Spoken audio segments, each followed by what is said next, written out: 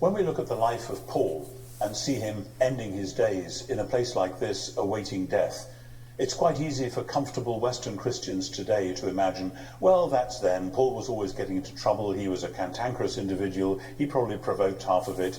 And so for us, it's perfectly okay to be comfortable with our faith and not to expect anything bad to happen.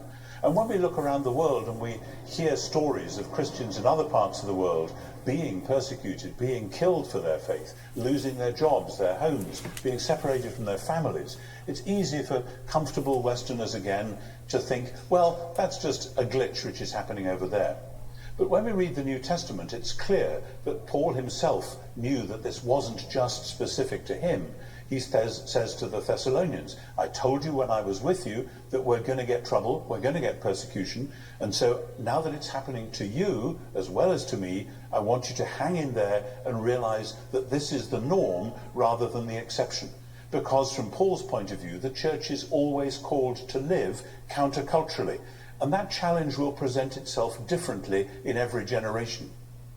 And so in Romans 8, one of the greatest chapters he ever wrote, he talks about this wonderful picture of the new Exodus being led by the Spirit to the inheritance, which is the whole renewed and redeemed creation. And he says, this will be ours if we suffer with the Messiah in order that we may also be glorified, be exalted with him. In other words, this is how it looks because this is how it looked for Jesus. For Jesus, in Mark chapter 10, when James and John wanted to sit at his right hand and his left, he says, listen, the rulers of the world do it that way. They boss and bully and lord it over people. We're going to do it the other way. The one who is to be great among you must be your servant. The one who is to be top will be the slave of all, because the Son of Man did not come to be served, but to serve and to give his life as a ransom for many. In other words, the church is called always to do things upside down and inside out from the world's way, because God is renewing the world and is renewing creation.